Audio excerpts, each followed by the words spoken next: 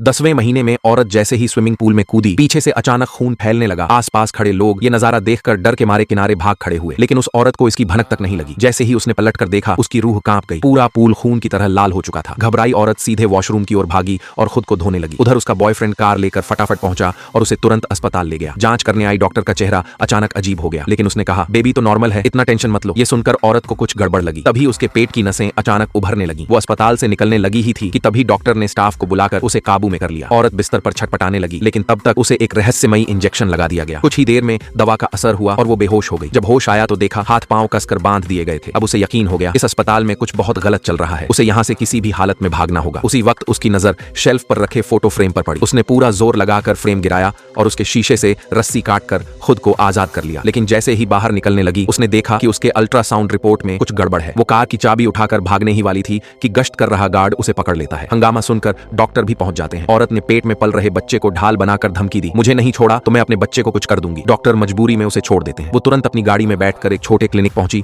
और वहां चेकअप कराया। लेकिन जैसे ही डॉक्टर ने स्क्रीन पर देखा, वो भी डर से हक्का बक्का रह गया। उसने कुछ बताए बिना ही उसे भगा दिया। तभी उसका बॉयफ्रेंड भी आ धमका। औरत डर के मारे तेजी से बस में चढ़ गई। सोचा अब बच गई, पर बस के सभी लोग उसे अजीब नजरों से घूरने लगे। वो घबराकर अगले स्टॉप पर उतर गई। पीछे से बॉयफ्रेंड फिर गाड़ी लेकर आ गया। औरत जंगल की तरफ भागी, लेकिन भागते भागते उसका पेट दर्द से ऐंठने लगा। बॉयफ्रेंड पास आते ही उसने ईंट उठाकर दे मारा। वो मौके पर ही ढेर हो गया। कुछ देर बाद औरत ने अकेले ही बच्चे को जन्म दिया। पहले सब नॉर्मल लगा, लेकिन जैसे ही बच्चे को नहलाने लगी, बच्चा अचानक डरावनी तरह से बदलने लगा। उसका रूप ही बिगड़ गया। आखिरकार उस औरत को भी पागल समझकर सीधा मानसिक अस्पताल भेज दिया गया।